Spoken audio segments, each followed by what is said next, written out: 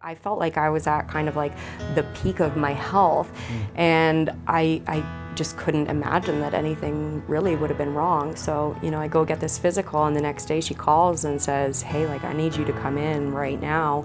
And I had just started a shift at work, and I was like, no, I can't come in right now, sorry. She's like, okay, well, you got to come in first thing tomorrow. So, I came in, and she just closed the door and said, you have leukemia, I don't know what kind. Sometimes our world crashes down, all we know goes up in flames. A broken bone that heals is much stronger than before. Don't look down, keep your head up high. You'll be free from this pain you feel inside. Hey everybody, I'm Don Amero, and today on the show I've got Cadence Grace. She's a musician and a cancer survivor, and she's here today to tell us all about it on Through the Fire.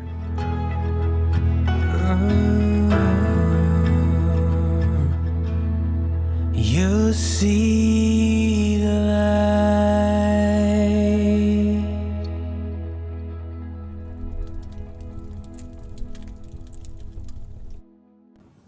Cadence, so lovely to have you here on Through the Fire. How are you doing? I'm good. I'm really happy to be here. Thank you for having me. Well, I mean, I've known of you more, I'd say more recently in the last couple of years, especially the journey you've been through, which we're going to get into in just a little bit. But I think for context for the folks out there that are tuning in, can you tell me a little bit about your story, like where you're from, what you do, and then we can get into some of the other stuff in just a little bit. Yeah, I'm from Courtice, Ontario, which is in between Oshawa and Bowmanville for people who nobody ever knows where that is.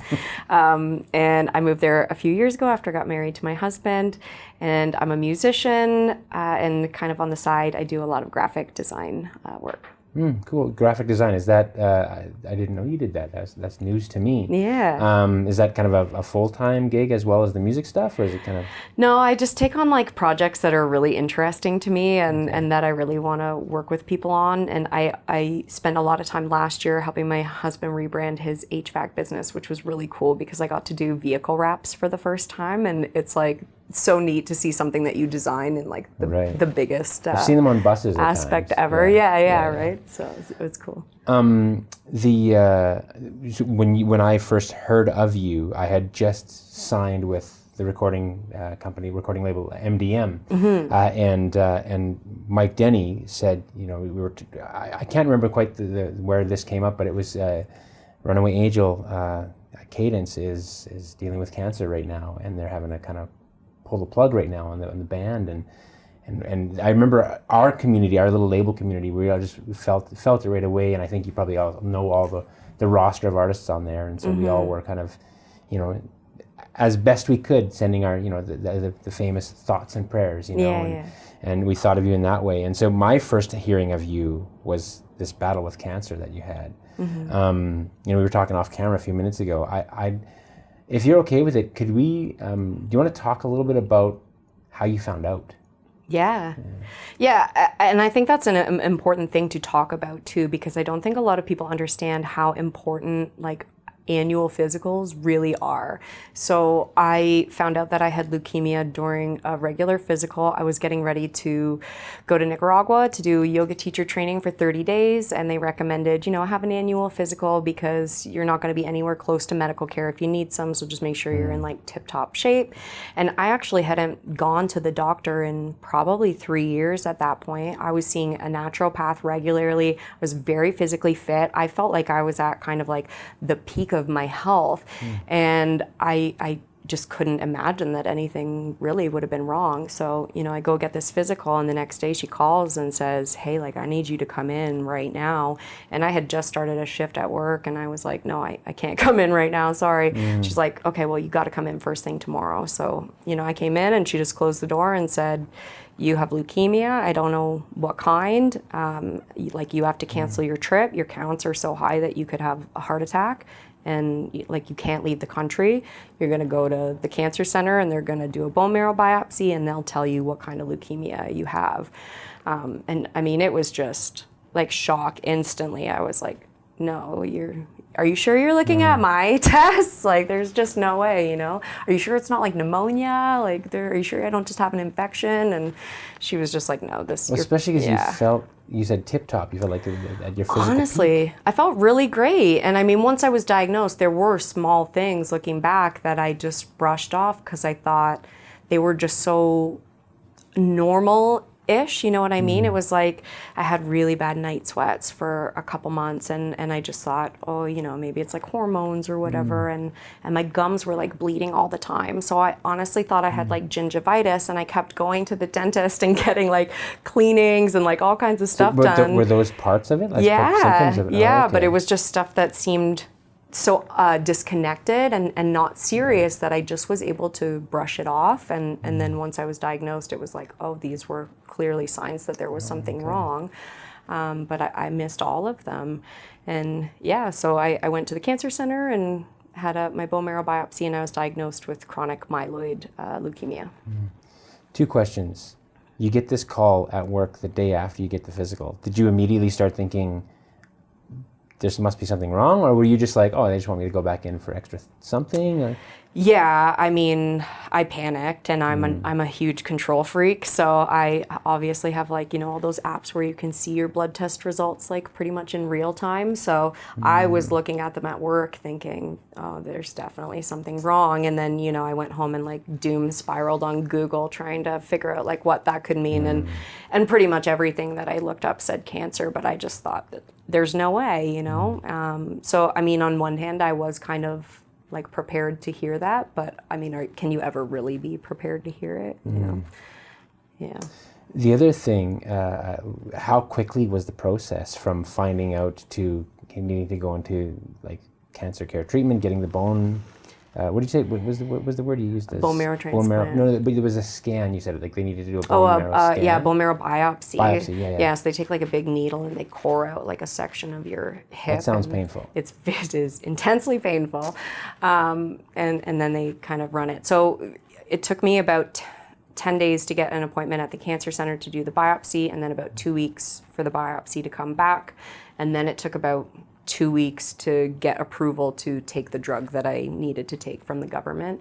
So about 5 weeks from diagnosis to starting treatment. And initially, I mean, CML is a very well-researched cancer that now has incredible treatment options. So I was told right away, like, you won the lottery of cancers. This is like the most treatable cancer there is. There's all kinds of medications. You just take this medication every day for the rest of your life, and it'll essentially keep your cancer counts kind of undetectable. You don't ever go into remission, but you basically keep your cancer at a baseline where it's not affecting you, and you can live like a fully normal life, is what they told me. So I started doing the treatments, and they just did not work for me the way that they were supposed to. And I ended up kind of having a situation where instead of the medication lowering my cancer counts, it was also lowering my blood counts to like really dangerously low levels. So we just had to keep stopping and starting over and over again. And after about 6 months of this, my oncologist kind of said to me, you know, I think there's something wrong. This is clearly like an atypical case, and I'm going to refer you to a specialist. So I got referred to Princess Margaret in Toronto, and I went and met a specialist there, and I just was terrified after that first meeting because I knew this doctor, and everybody else that I knew who had CML had told me, like, this guy knows everything, he's amazing, this is who you want as a doctor. And I mean, the first time I sat down with him, he looked at me and kind of just was like, I don't know what to do here. And I was like, wait, you don't know what to do? Like, oh no, this is not gonna go well. Got it. Yeah, right? So, I mean, he said, I've seen this a couple times and we're just gonna try a couple more things. So we spent like 3 more months trying to get these drugs to work. And finally, I mean, I was at a dose that was like a 20th of a dose. And it was still I was still having to have like blood transfusions all the time. And it was more dangerous really to do the treatment than to not. And at that point, it had been almost a year of having essentially uncontrolled cancer. And they told me, you know, really at any point I could go into what they call like the blast phase of leukemia, where it's no longer treatable and you can't have a transplant anymore.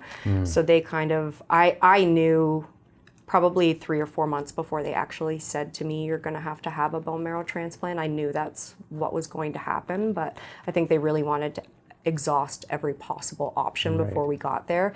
And I remember like at one point saying to my doctor, you know, can I just have a bone marrow transplant? Because I'm really sick of this back and forth and the uncertainty of never knowing whether the treatments were going to work. And he was like, no, dude, like, I don't think you understand. You don't actually want a transplant. Like, it is a last option. I was like, okay. So when we finally got there, you know, I was mentally prepared, and part of my way of maintaining an aspect of control over the situation was to be, you know, really well researched about what was happening, what the options were, what the tests I was having meant, what the results meant, so that I could talk to my team at every appointment about, you know, what was next and things that were worrying me. And my philosophy was kind of always like, well, if you're not worried, I'm going to try not to worry. But yeah, we ultimately got to a point where they just said, you know, if you don't have a bone marrow transplant, you're going to die in the next 2 to 3 years. And what do you want to do?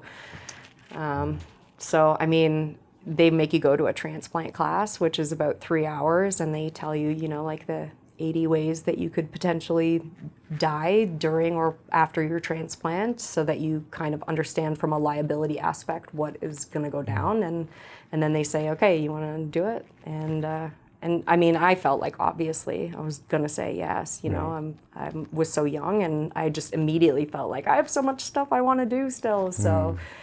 So yeah, I went for it, and within a couple months, they found a match for me. It was an unknown donor who I do now know, but they found a 10 out of 10 match, and I was kind of moved to transplant, and within a few months, I got, you know, ready to go and had my transplant.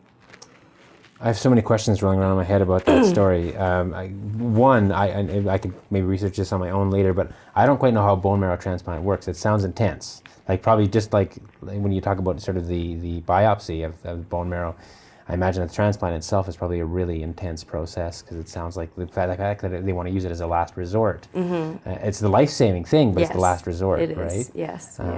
So I can imagine that's very intense. But the thought that's rolling through my head at the moment is, off camera a while ago, you told me you've been married for 6 years now. Yeah. So your husband would have had to walk with you through this early on in your marriage. Like, I mean, 6 years is early on even now.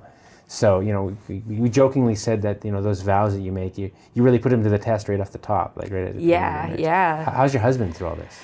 Oh God, he was my rock, you know? I mean, I think there's a lot of people that would have run away real fast, because, I mean, we were looking at a very long recovery time, and me not working, and we had just bought a house, and things were just so crazy that it was like, you know, we were kind of at risk of losing everything, and all of a sudden he had to support me fully and just kind of go through it all. But I mean,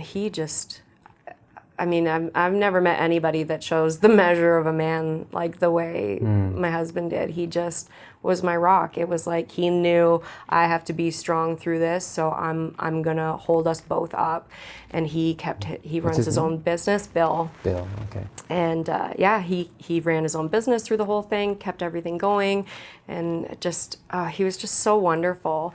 I mean, I think the only thing we really struggled with was, you know, he had some loss leading up to my cancer. He'd lost his best friend really shortly after our wedding, and I think he was still kind of going through the grief of that. And so the thought of now maybe losing his wife was really terrifying for him. And I'm one of those people that really needs to talk through what I'm feeling and talk about my feelings. And I kept trying to talk to him about like what are we going to do if I pass away? How are we going to handle things? And right. You know, because I mean, when you go into a transplant, you have to have a will, you have to have a power of attorney, you have to make all your end of life decisions. So, you know, at 33 3, I'm sitting there deciding all of these things, and I'm wanting to talk to him about them, and he just was like, no, I'm not, we're not talking about it. Right. So finally, I think a couple weeks before my transplant, I just said, this is something that's really important to me. We need to have this conversation at least once. And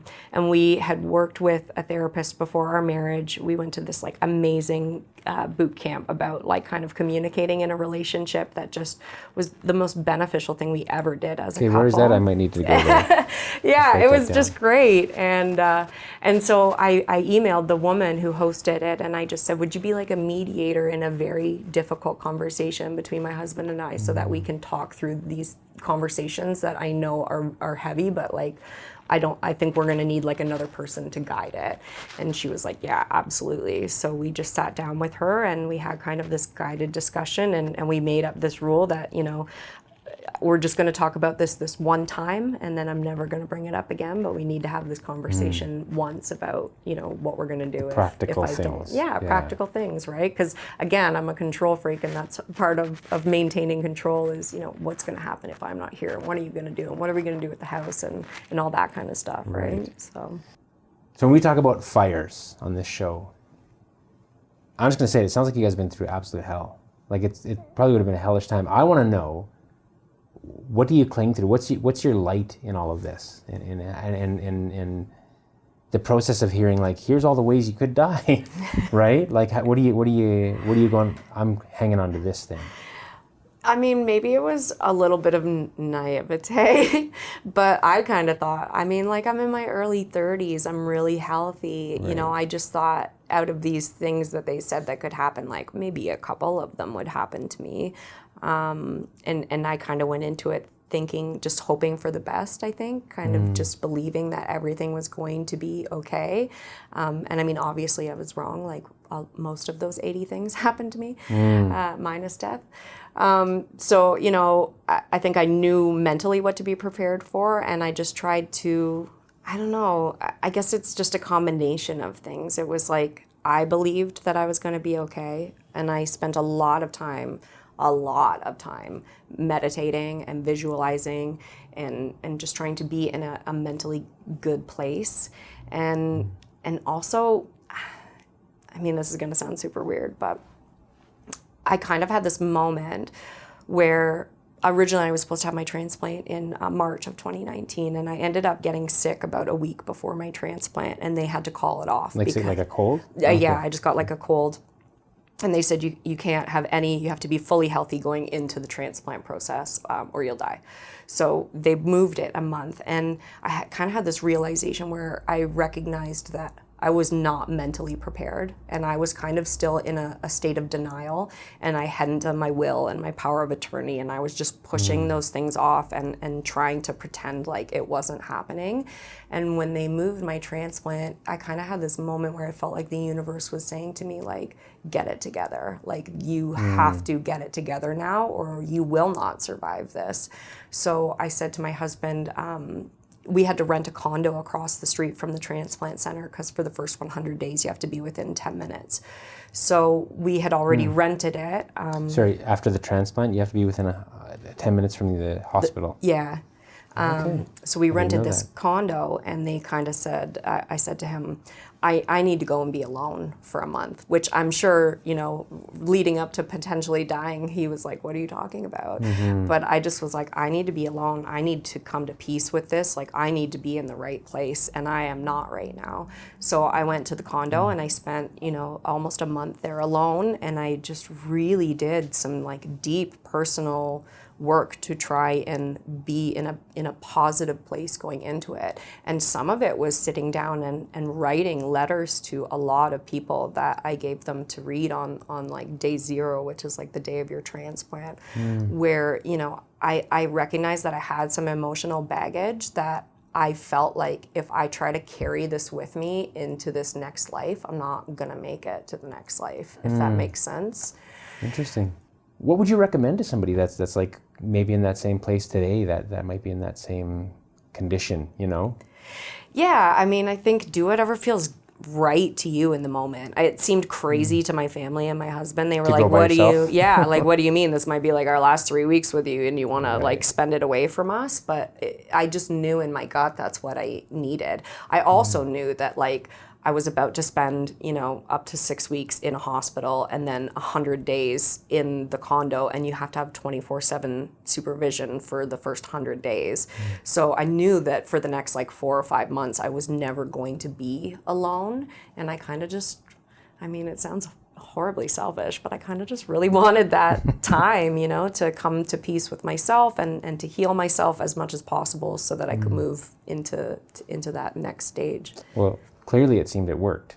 Because Yeah. I would venture to guess that, and you know, based on some of the conversations I've had with folks already in this podcast, and you know, outside of the podcast, your mental attitude approaching these kinds of things, I think counts for, I would say, more than maybe even the procedures themselves. Yeah. Oh yeah. And that's what I sense with you. I think it's a sense with most people that come to this show, is this healthy mental attitude as they're approaching whatever it is that the fires that they're in. Yeah. And I get that sense from you too, that you have this ability to just say, I'm in this, and I'm gonna just walk through it, whatever it means. That's what I'm hearing from you. Yeah. When you just tell you. Yeah, a lot of it is radical acceptance. Like, you have to accept what's happening, and the more you try to deny it, like, the harder it gets. And you tried right? to at the beginning. I did, I really did. Yeah. But yeah, you just have to come to a point of radical acceptance. This is where I am. This is what's happening, and I am the master of how I make it through this, right? And well, and you know, again, because you know, I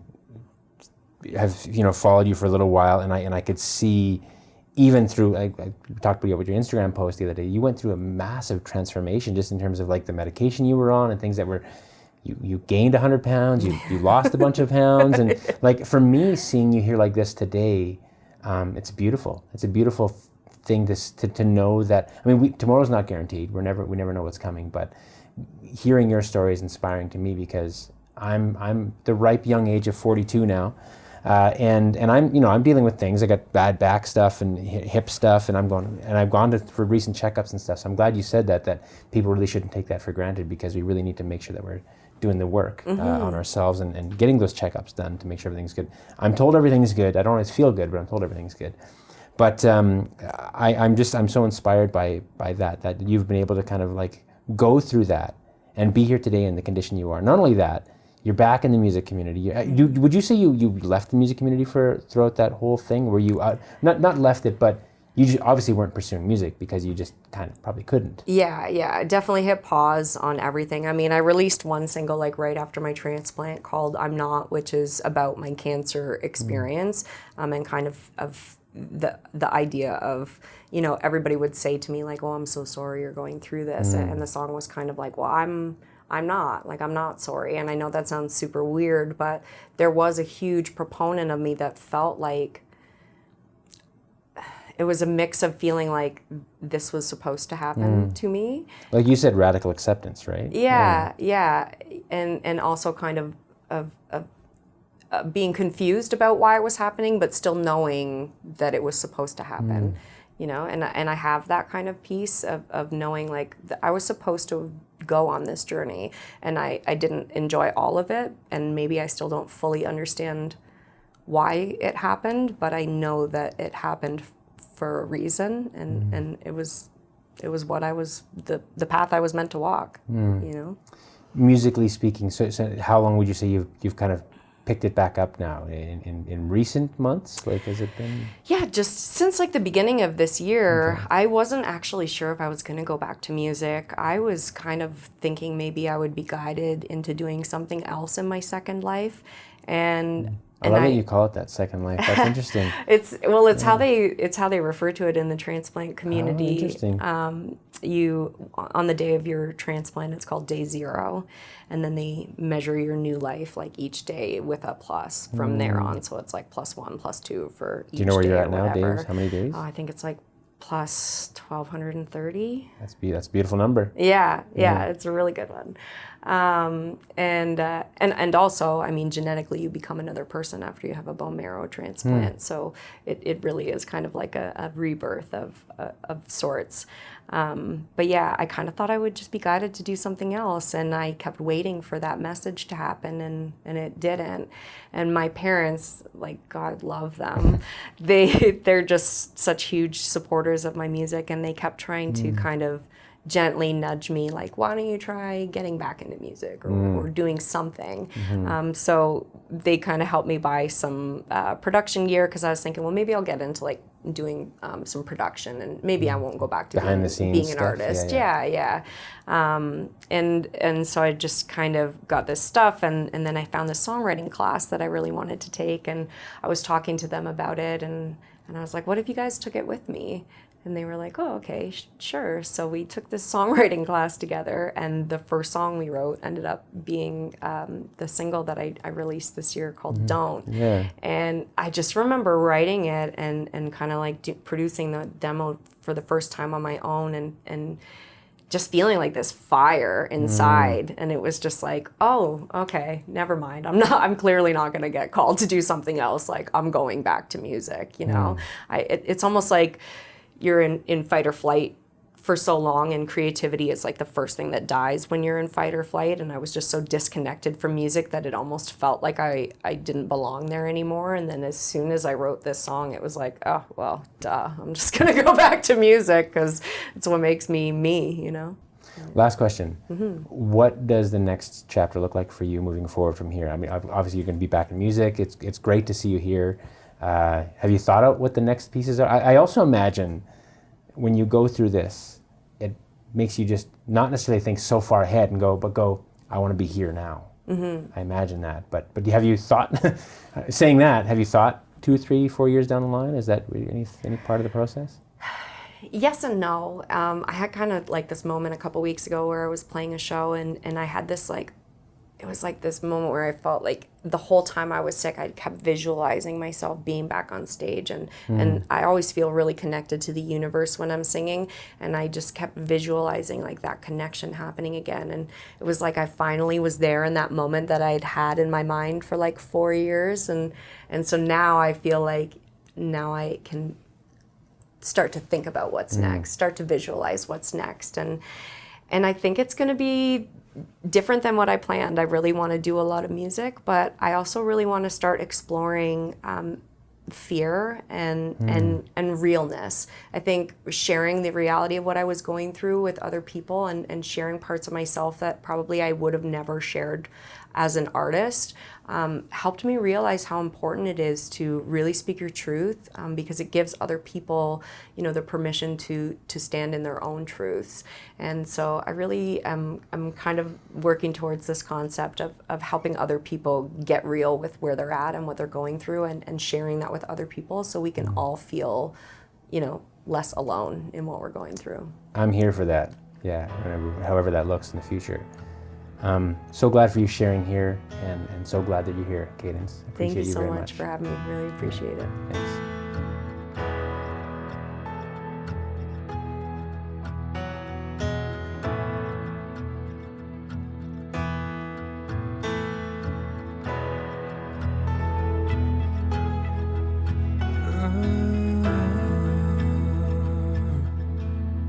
You see